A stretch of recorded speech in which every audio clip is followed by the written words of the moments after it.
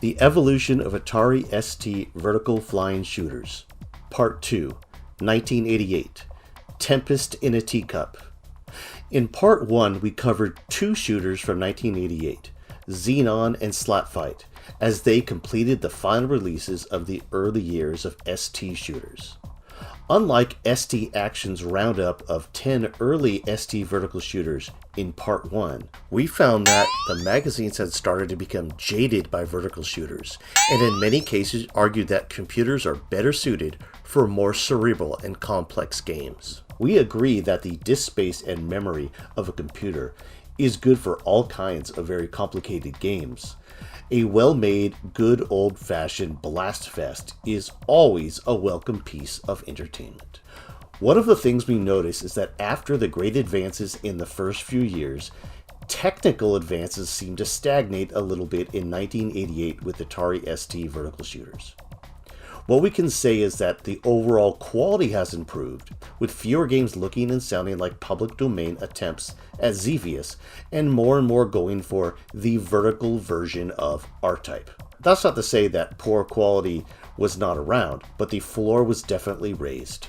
On the commercial side, there are some very nice blasters like Goldrunner II and Sidewinder, as well as some that still seem to be holdovers from 1987 design and coding technique-wise, like Warhawk in 1943. Is it fair to compare most of these games to 1988 Xenon, since they were probably being developed right as it came out?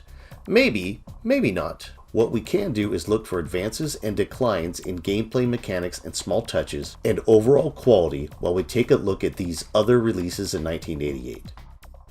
Some of the late 1988 releases, like Flying Shark, start etching ST shooter development closer and closer to Bitmap Brothers quality. In 1988, we also started to see many more ST-specific magazines in the UK and a renewed interest in games for the American magazines. This has allowed us to find more time period specific opinions on games than we had in the early years covered in Part 1. Also, one note, Shoot 'em Up Construction Kit was released for the Amiga and Commodore 64 in 1988, but would not arrive on the ST until 1989. So we'll cover that and the best of its games in Part 3. Let's start with one of the best vertical shooters of the year. If not highly innovative, it was very well technically put together and fun to play. This game is Flying Shark by Firebird, released in late 1988. This is first class for its time, a 1943-style Taito arcade port. You fly a fictional but reality-based flying shark blasting the well-armed enemy countryside. Pick up bonus points and power-ups to arm your plane to the teeth. This game features both sound effects and music at the same time. The music is very nice, but the sound effects are thin. Still, there's a lot of great blasting here. Powerful bombs are fired by pressing the spacebar, which can become quite difficult when you have to take your hand off the joystick to do so. Shoot down an entire squadron of planes and you'll be rewarded with bonus points or a power-up. ST Action gave this game high praise, calling it much improved over 1943 and Screaming Wings, but gave it only 69% when it came to the final score. John Davidson, in page 6, called it an excellent arcade conversion that fans of vertical shooters would love. The One gave it 76%, saying it was very close to the arcade game with colorful graphics and very functional sound effects. There are places, especially on level 2, where the game tries to push far too much to the screen at once, and the ST chugs along trying to keep up. But all in all, this is a very well-made arcade conversion. We give it 80%.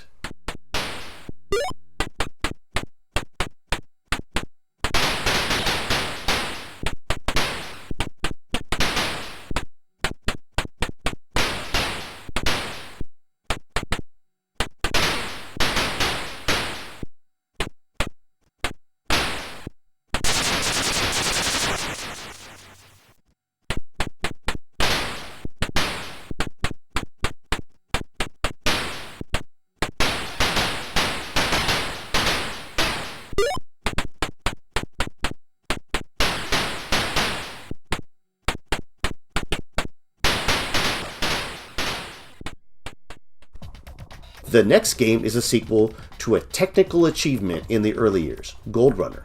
This is Goldrunner II by Microdeal. Our take. 50 years after the original Goldrunner, in real time about 1.5 years, you must pilot a new Goldrunner II ship to rescue 5 droids per level as they are being collected by the enemy. Trying to collect the droids is a nice new but overly complicated mechanic that is very opposite the speedy visuals and whiz-bang graphics. This time, a David Whittaker tune accompanies the fluid gameplay. ST Action was impressed by the presentation and David Whittaker music, giving it 71%. 2 American Atari ST magazines, Antic and Start, although published by the same staff, gave it slightly different reviews, with the ST-specific Start being a little less impressed than the 8-bit and ST magazine Antic. Start likes it but called it more of the same, and Antic was impressed with the game and the additional scenery discs. There are not as many cheap deaths in this sequel, but it's just as difficult as the first, and the music really is not quite as good. We do love the scenery discs, which were pretty unheard of back then outside of flight simulators. 78%.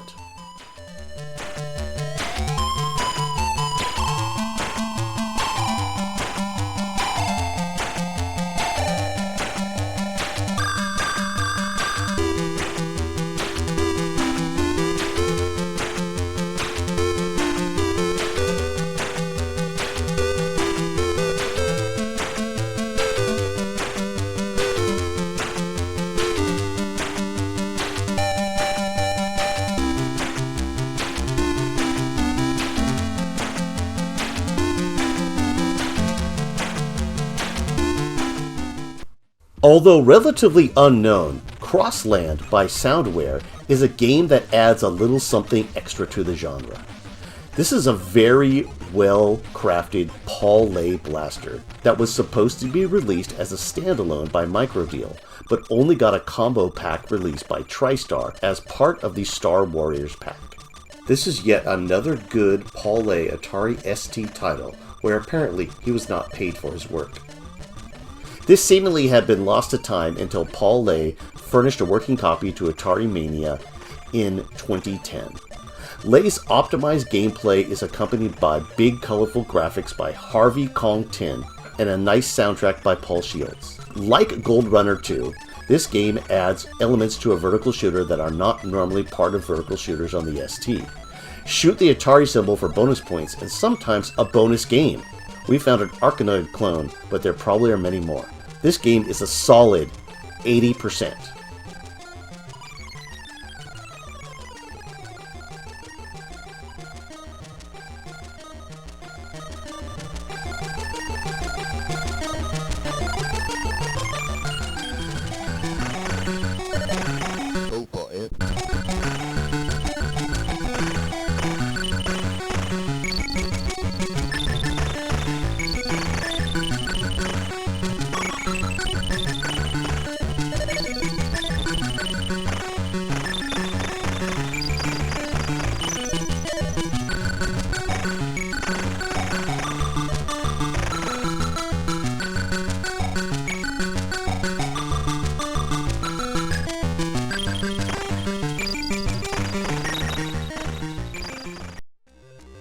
Foundation's Waste is up next.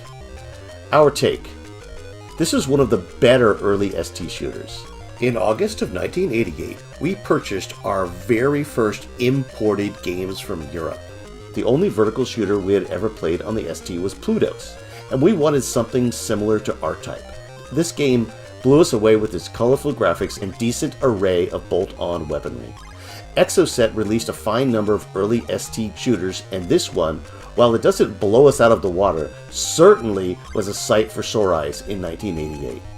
It's interesting to note that in this game you could pick up both good and bad power-ups. One of them reverses the controls on the ship. It's kind of akin to a Mad Magazine board game version of a shooter. Note, the game was released along with Trantor, The Last Stormtrooper, as a double arcade game cabinet by Mid-Eastlands Leisure. Supposedly, they chose the ST over the Amiga because the Amiga motherboard at the time was prone to more problems and less reliable than the ST, at least according to Ace Magazine. ST Action gave it praise for its action and graphics, but called it more of the same, giving it only 59%. Atari ST user was much more impressed, giving it 8s and 9s in every category, proclaiming Foundation's Waste is all you could want in an action game. Comparing it to a similar title, Sidewinder II though, you can see that some corners were cut, especially in the amount of initial firepower your ship has, possibly to optimize the game for release. We'll get to Sidewinder II later in our video. Playing it today, it has a nice bouncy chiptune, colorful graphics, and the gradual easing difficulty that you expect in a good game. It's not hard to see why we were excited to play this over and over again in 1988. 75%.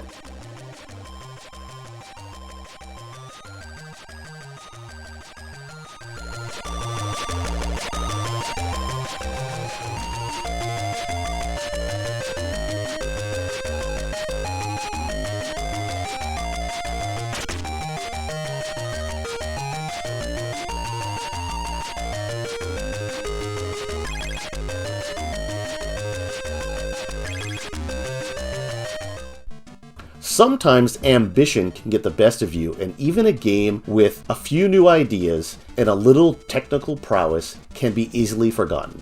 Black Hornet by High-Tech. Our take. This is a good all-around shooter, but its complex controls take away some of the fun. The only review we could find was for the Amiga version. Atari Mini has the full instructions, which are needed to get most out of the game. You fly an FA-131 Black Hornet through 20 levels of varying objectives. The controls are quite complex for a vertical shooter. Left and right bank the plane accordingly. Back and forward move the plane backwards and forwards. But if you hold the button down and press forward or backward, you raise or lower the level of the plane to 4 distinct altitudes. The spacebar selects the current weapon, and return will activate turbo if available. When you see an airfield or carrier, you can try to land and spend your collected points on weapons and other upgrades. Amiga Power was the only review we could find, and they did not like the game at all, giving it 38%, calling it psychologically damaging. We did find a newer review of this by one of our favorite websites for all retro games, Retro Showcase. They gave it 6 out of 10. They liked the graphics, but they didn't like the gameplay. The flying mechanic is innovative, but it's also confusing, and leads to running into some targets such as bridges. The shooting action is fun, and the option to shop for upgrades might be the first of its kind in an ST shooter. The graphics and sounds do the job nicely, the rendering is pretty smooth, and the difficulty is not set too high right at the beginning. You can choose music or sound effects, but both together result in too much sonic dissonance. We give Black Hornet 70%.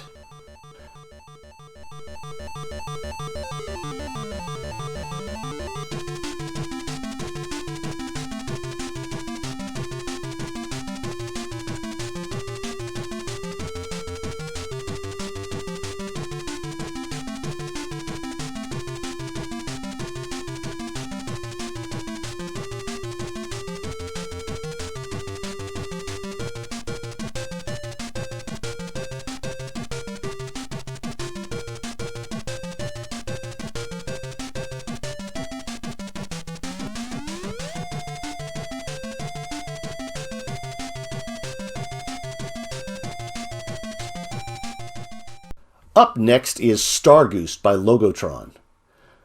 Logotron spent a lot of time making what they call a full beef, or really a full screen scroll, with some very nice contoured 3D shading landscapes. But did they make a good game? The goal on each level is to collect 6 colored crystals and find a blue portal.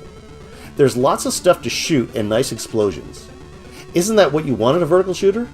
Alt and caps lock are used for missiles, making this yet another ST game that adds convoluted controls to what should be a fast action blaster.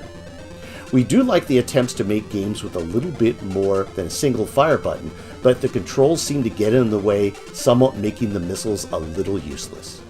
Ammo and missile power-ups can be gained by going through the blue portal gate, which results in a nice first-person animation, but uneven control makes it difficult to pick up the blue crystals needed to refuel.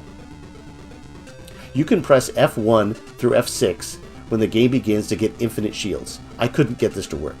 Magazines of the day scored Stargoose from 51 to 71%, with the 1 on the lower end commenting that it would have been a hit a year earlier but lacks the polish of other games of its type coming out in 1988, which was true.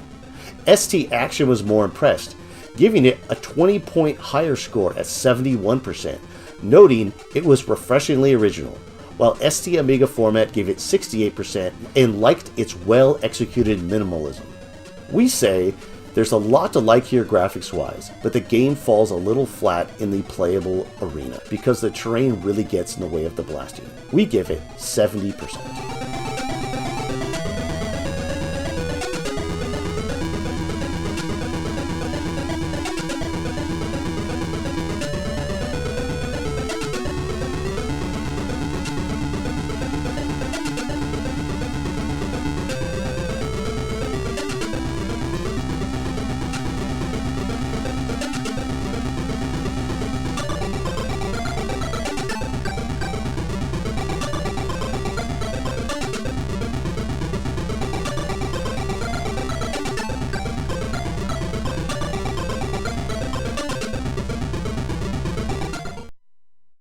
Staff X29 by Infogrames. This is an interesting one. This is a mouse-controlled unique take on the 1943 style game. You man the gun sight over a scrolling landscape. You control only an overhead gun sight as your plane flies straight up the screen, or at least that's what happens in all the versions we have available to play. The right and left mouse buttons fire off missiles and the machine guns respectively.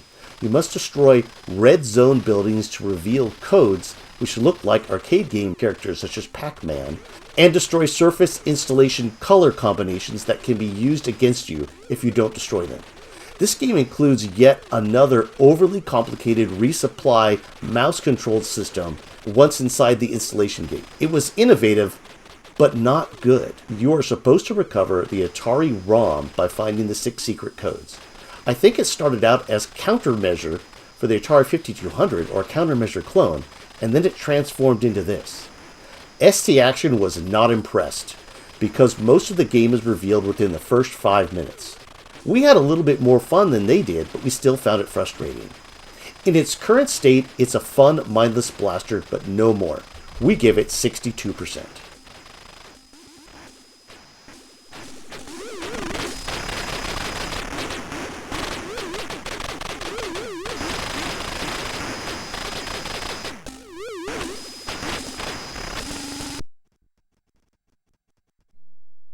Sometimes budget games can really surprise you.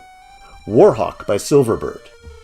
This budget vertical shooter scrolls well, there is no slowdown, and you can blast a lot of stuff.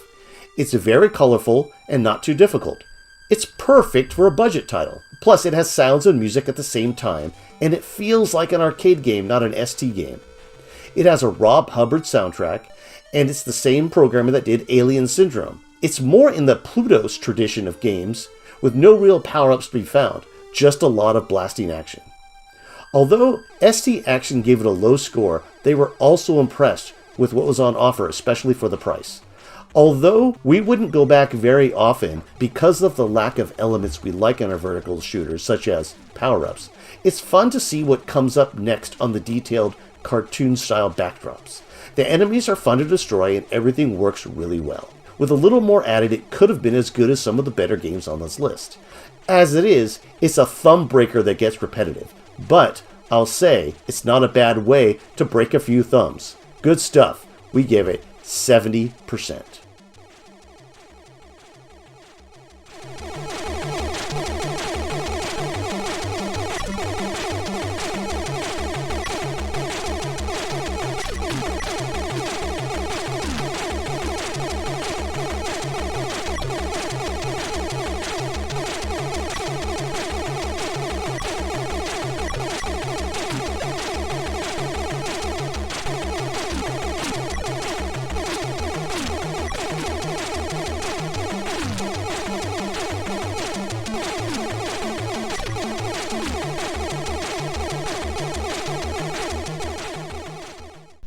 Arcade conversions on the ST are hit and miss. And this one, 1943 by US Gold/Probe, hits and misses at the same time. We purchased this one in a 1988 trip to the import shop where we had obtained Foundation's Waste. We didn't know the arcade game very well and found Foundation's Waste to be much better. That should not take away much from this fun, but only adequate arcade conversion. The magazine reviews and even the box for the game seem to mistake this for 1941, where the second fire button or spacebar is used to put your plane in a 360-degree overhead dive roll. In this game, 1943, the second button or spacebar is used to blast out a bolt of lightning and dispense your foes. Reviews were mostly low, with ST user giving it the most praise, and all seem to point out that a two-player option is missing, supposedly shown on the box, but I see the two-player option when you load up the screen. In this game, there's a good assortment of power-ups that turn your little plane into a spread-fire demon on wings. While this game might not have introduced the world to the mechanic of shooting a power-up to change it to what it will deliver, it's certainly one of the first ones we've seen in the history of Atari ST vertical shooters up to this point. The graphics and sounds are good, with both music and sound at the same time. The scrolling is good, and we had some fun with it, but something seems to be missing in the translation. It's good, but not great. We give it 65%.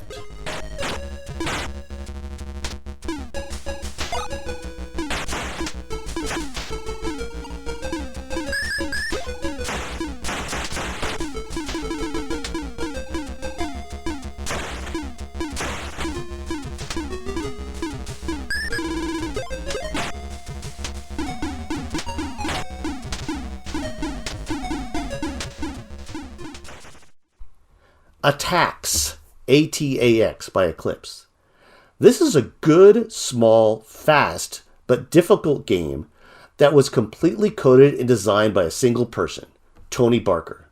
Through 6 levels, you need to pilot your little planet skimmer rebel fighter against the government guardians and also watch out for terrain that gets in the way. There are orange missile pods on each level that will expand your ship to full firepower, and a bonus screen Galaga-like challenging stage after each level that lets you relax and blast the score with no consequences. ST Action gave it 45%, saying it was a budget title that lacks imagination. We disagree. Well, to an extent. We find that it's pretty difficult, but it's well made, and it's optimized, and it's a fun blaster. The enemy patterns are very erratic though, and some of the power-ups will float over terrain you can't get to. Plus the difficulty is set very, very high, even at the beginning. It's pretty fun to play and it looks nice.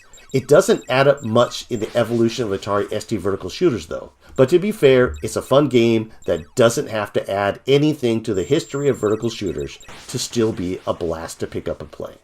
We give it 62%.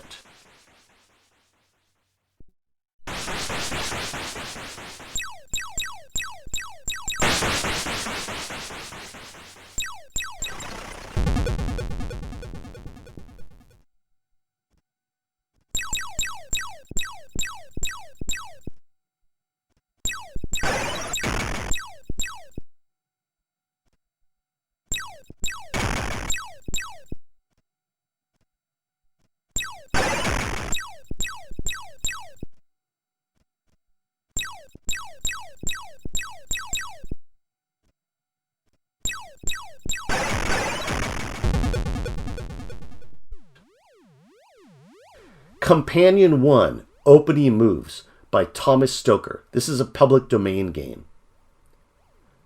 It has a very long backstory. This American-born shooter has tiny graphics, but packs a lot of fun. It uses an early sound driver tool called GIST, or GI Sound Tool, to create some very nice effects. Like some other early ST games, this one was also developed by a lone individual, Thomas Stoker. It was originally created in 1988 as Shareware, then put on the cover of ST format in 1995. Companion 1 is more cerebral of a blaster than most we have covered. It's Shareware, and the instructions are only provided as part of the interface before you start the game. Your job is to fly a remote fighter and collect resources on a planet. There's a lot of other information provided, but none that really tells you the controls, so we had to wing it. From what we're able to play, it's a very nicely put together game with average visuals and nice spot effects. The only weapons we seem to be able to use was the standard one on board the craft. You seem to be able to drop bombs on some targets when you're directly over them, but the gun sight in front of the ship is useless as your missiles fly well beyond the ship, and it was very difficult targeting some installations while flying the craft. As it stands at 62% without proper instructions on the controls.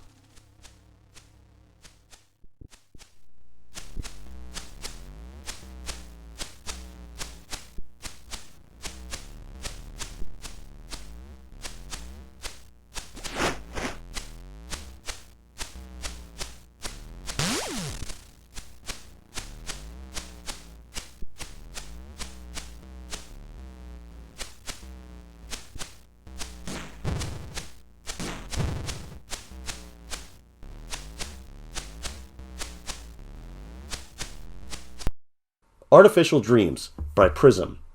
This is a good but very difficult typical shooter for the time. You scroll over close to 100 vertical screens, blasting everything and collecting power-ups. The sparse instructions and box copy warn you about the maze-like structure of the levels, which can be quite difficult to maneuver through. There are a host of power-ups, including one that stops the screen scroll, making it easier to get through the maze-like sections, and like other games we've seen in 1988, one that is an anti-power-up. The action is a little slow, but the laser you are equipped with is pretty decent as a base weapon. By pulling back on the stick and pressing fire, you unleash a cluster bomb that is pretty effective, but you only have a limited supply. The music is a little annoying, and the sound effects by themselves are bland but loud samples. The game is very difficult, and I literally broke my Hyperion Trooper Atari joystick while trying to record this video. We could not find any reviews of this game, but have read comments from some users on the poor game and level design and slow pace of the game. We found enough here to keep our interest for a little while. It looks a little bit like a good shoot-'em-up construction set game, but that would not be released until later in 1989. We give it 60%.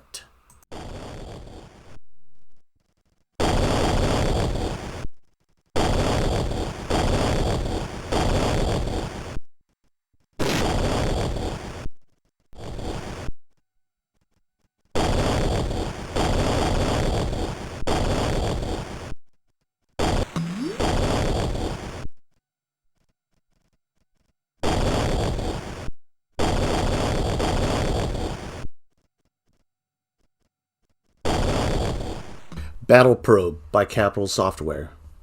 Our take. This is a slow-moving game with some subtle charms. Battle your way through 65 levels to pick up fuel and bonus points and regeneration pods in the form of colored eyes. Watch out for the green eyes though, as they might kill you. The instructions offer little except to blast everything, and watch out for buildings with shadows because you can run into them. Almost 1/3 of the sparse instructions are dedicated to how to use the P key to pause and restart the game. ST Action was not kind to this game, giving it 25%, while saying they were bored with its presentation, its music, and even its title screen. The good. Well, we'll say Battel Probe has a good opening sample and some pretty interesting and nice in-game graphics.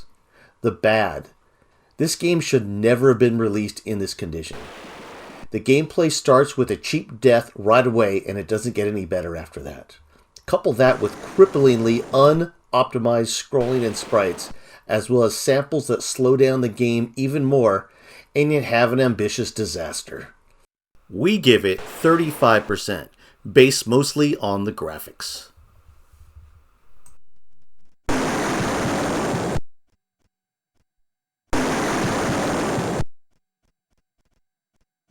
Bonus.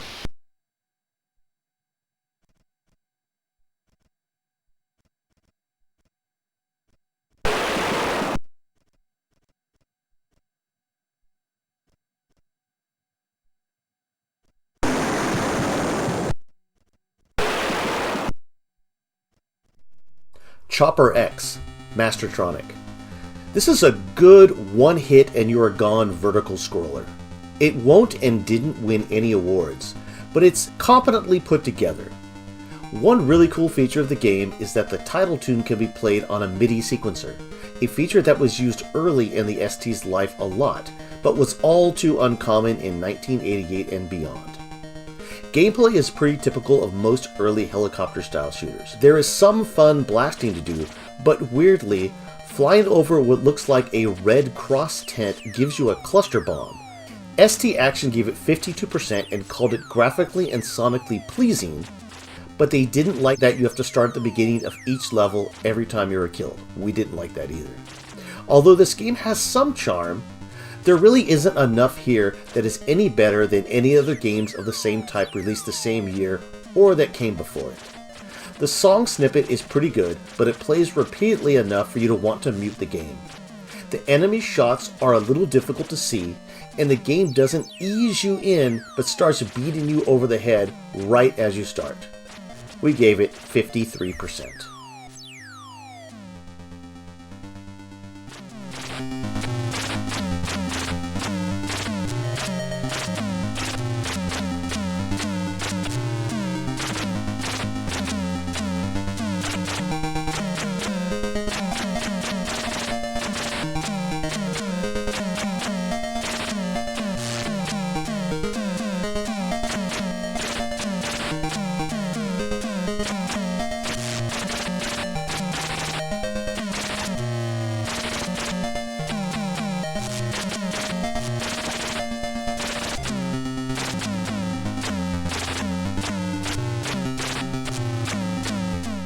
Hellbent by Novagen.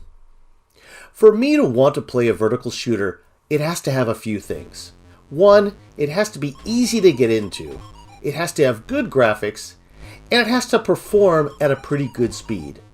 That's really it. Hellbent looks and sounds pretty good, and there was some real effort put into this game and it shows. It's basically a take on Goldrunner, where you have to shoot as many of the targets and enemies as you can while flying up and down the screen. ST Action said the game would try your patience to the limit, while giving it 52%. ST User gave it pretty high scores, loved the smooth scrolling, but also said that it was try before you buy. The one said it was dull looking with strange ship acceleration and poor sound. This was Novagen's first and only foray into this genre, and it shows. While the game is technically excellent, they very much wanted to make Goldrunner and took all of the bad from it and none of the good. The scenery is far too lethal, and you'll find yourself starting over from the beginning of level 1 too many times. The visuals and sounds are more Pluto style than Goldrunner though, but it has the Goldrunner difficulty and cheap deaths that are worse than the worst arcade quarter eater. Games should not be this difficult to get into. We give it 52% also, just like ST Action.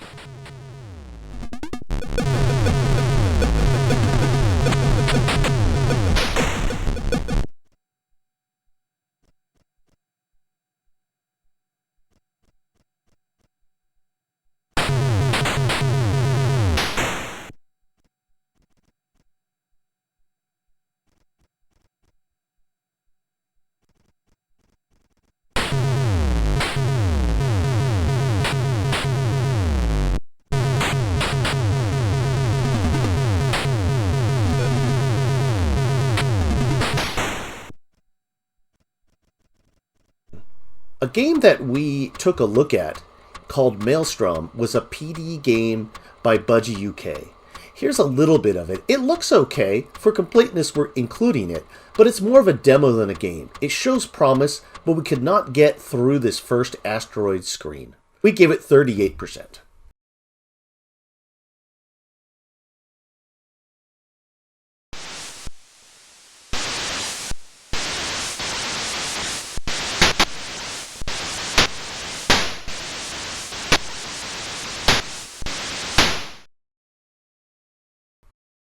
And finally, we had high hopes for this final game, Sidewinder by Mastertronic. It's a game that one reviewer in ST Action claimed was better than Xenon. Our take: this all-out blaster takes the Foundation Waste style formula and amps up the blasting action with huge explosions, hordes of enemies to blast, and some cool power-ups to collect. It's a good all-around game, with the only real flaw being a weird horizontal push scrolling to widen the playfield. The enemy fires off far too many fireballs, so you'll potentially break a joystick trying to avoid them. The pyrotechnics made us call this the ST Explosion Generator back in 1988, and the digitized sound is really well implemented. ST Action gave it 65%, but one of the reviewers said that it knocked Xenon off the top heap as far as vertical blasters go. We're not going to go that far though, as Xenon expertly knows how to ramp up the difficulty level. But we'll say that booting up Sidewinder for some action, selecting beginner mode, and jabbing the fire button over and over is a great way to show off your ST to a friend. Flaws and all, we had a lot of fun, and we're going to give Sidewinder 80%.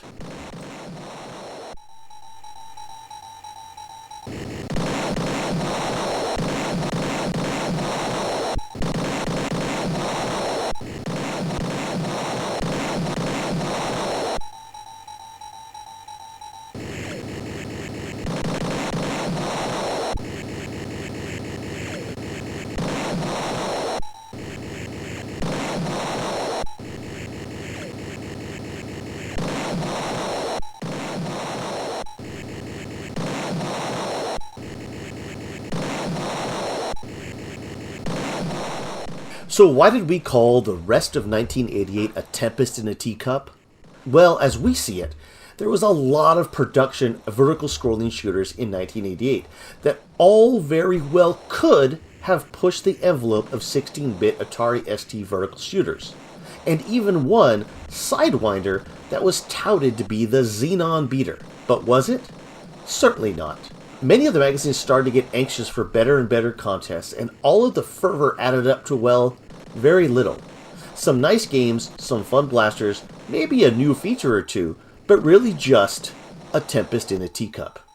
1988 rounded out to be a nice year for ST vertical flying shooters, with the best, such as Flying Shark, Foundation's Waste, Crossland, and Sidewinder, being fun takes on the genre. Other games stood out because they added new features to the genre, such as scenery discs in Goldrunner II, the vertical flight levels of Black Hornet, and the strategy elements added to Staff X and Companion 1. The floor, meaning the bottom quality of the games, was raised in both shareware and budget titles, with games such as Chopper X, Atax, Warhawk, and others having their own respective merits, but not quite adding anything special to the genre. In Part 3, we'll cover all of 1989, which includes the follow-up to Xenon, Xenon II.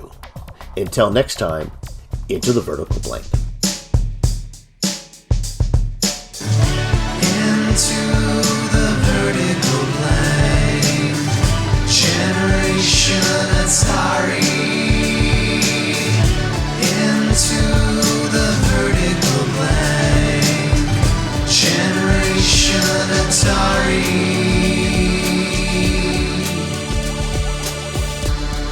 Into the vertical blank. An 8-Bit Rocket Studios production.